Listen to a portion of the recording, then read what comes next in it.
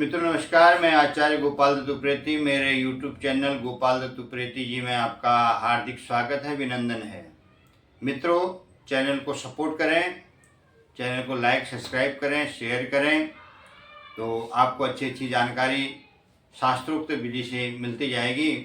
तो आज बात करते हैं कि 4 तारीख को व्रत की पूर्णिमा पड़ेगी, मार्गशीर्ष महीने की 4 दिसंबर 2025। तो उसी दिन भगवान दत्तात्रेय का पूजन भी होता है। शाम के समय में, संध्या काल के समय में ब्रह्मा विष्णु महेश तीनों के अंशावतार भगवान दत्तात्रेय का पूजन भी होता है। तो दत्तात्रेय भगवान का पूजन कर उनका जो जन्म, जो उनका उत्पत्ति का कारण है, उसके बारे में एक लघु कथा आपको बताते हैं। एक बार नारद जी जो है मृत्युलोक में भ्रमण करते हुए अत्रि ऋषि के आश्रम में आए, तो उन्हें माता अनुसुईया का सतीत्व देखा। उसके बाद में जाकर के वो स्वर्गलोक में गए, तो वैकुंठ में गए। वैकुंठ में जाकर के जो है लक्ष्मी जी को और उनके सतीत्व का वर्णन बताया। कैलाश में गए, पार्वती जी को बताया, और स्वर्गलोक में गए, सरस्वती जी को बताया। तीनों देवियों को कहा कि जिस प्रकार अनुसुईया माँ का सतीत्व है, उस प्रकार तुम लोगों का भी नहीं है। इतना बोल करके नारद जी तो चले गए, लेकिन उन लोगों को ईर्षा हो गई अनुसुईया जी से। जब उनके पतिदेव लौट करके आए, तो उनने उसका सतीत्व भंग करने के लिए याचना करी कि हमसे बड़ा कैसे हो सकता है कोई।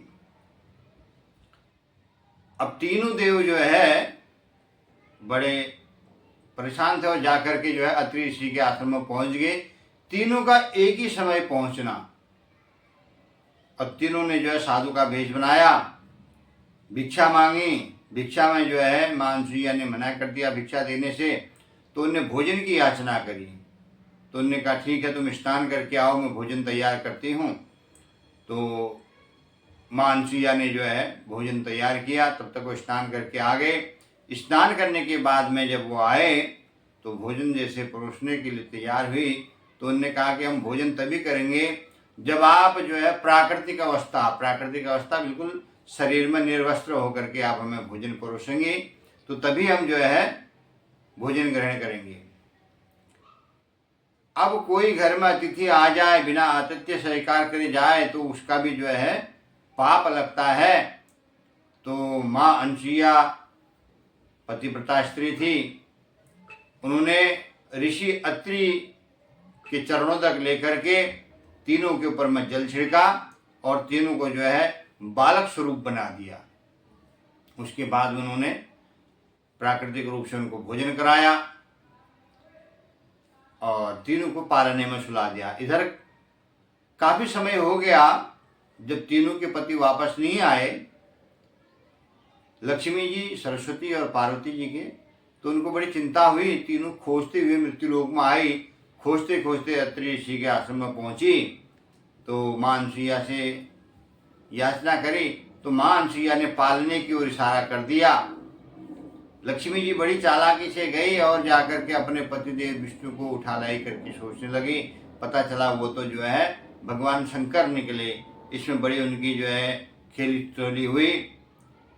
तो इससे जो है सती अनुसुईया ने कहा, देखो देवियों, ये तीनों मेरे बालक हैं, मेरे बालक स्वरूप हैं, तो अब मैं इनको कैसे दे दूं।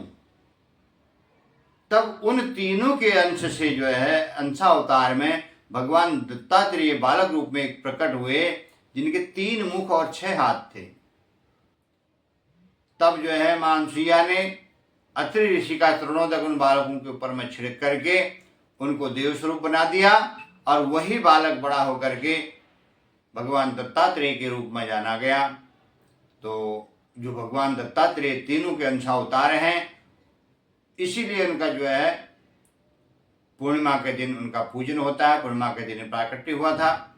तो मार्गशीर्ष शुक्ल पक्ष की पूर्णिमा 4 तारीख को पड़ेगी। उस दिन आप व्रत भी करें, पूजन भी करें, त्रिदेवों के स्वरूप दत्तात्रेय भगवान का पूजन करें। यह 4 दिसंबर 2025 को पड़ेगा।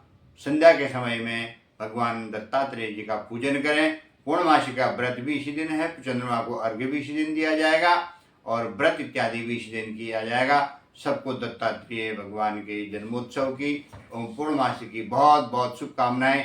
मित्रों, चैनल को लाइक सब्सक्राइब जरूर करते रहें, इससे हमारा भी हौसला बनता रहेगा और आपको भी अच्छी अच्छी जानकारी पहुंचती रहेगी। जय जय श्री राम।